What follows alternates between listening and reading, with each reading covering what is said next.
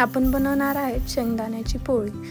त्यासाठी कणिक मस्त तिंबून मऊ करायची. नंतर लागेल तेवढा गोळा बनवून घ्यायचा, पिठात बुडवून घ्यायचा, मस्त असं त्याचा गोल बनवून घ्यायचा.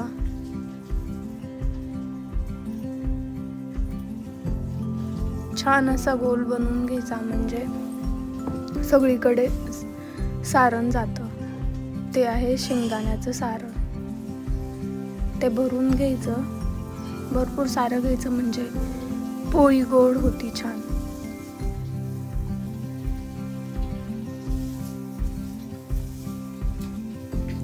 भरून घेतलं की ते नीट असं चोपून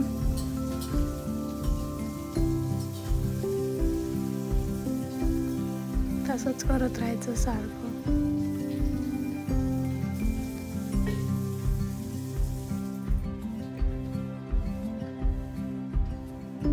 मग ते छान असं बंद करून घ्यायचं.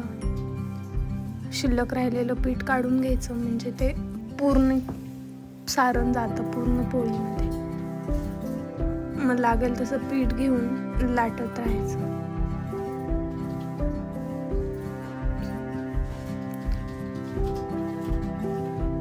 छान असं लाटत राहायचं. आलटत पालटत राहायची पोळी, म्हणजे सगळीकडे ते सारण पसरतं, अगदी कडेपर्यंत पण पसरतं. छान असं लाटून घ्यायचं.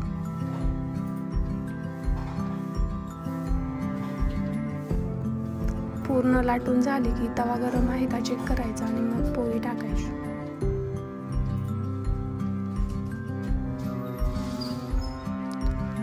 फिरवत राहायचं, मग पलटी करायची.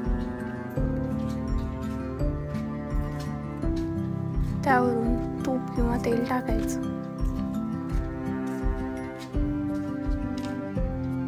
फुल गॅसवर भाजायची थोडीशी. माशी फुगेपर्यंत तेल लावायचं, नंतर मंद आचेवर भाजायची, म्हणजे असे छान भाजते. खमखमीत वास येतो.